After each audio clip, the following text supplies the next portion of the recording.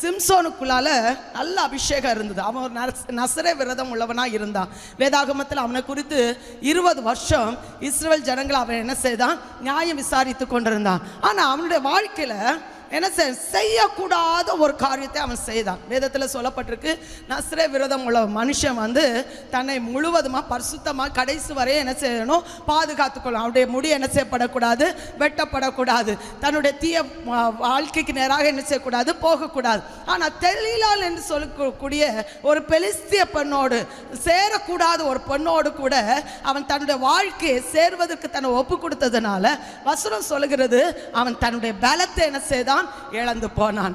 தன்னுடைய நஸ்ரே விரதத்தை அவன் என்ன செய்தான், இழந்து போனான். தன்னுடைய வாழ்க்கை முழுவதுமே அவன் இழந்தது மாத்திரம் அல்ல, வசனம் சொல்லுது, எந்த பெலிஸ்திய பொண்ணை அவன் கல்யாணம் பண்ண அதே பெலிஸ்தியர்கள் அவனை ஆண்டு கொண்டு அவனை கண்களை என்ன செய்தாங்க,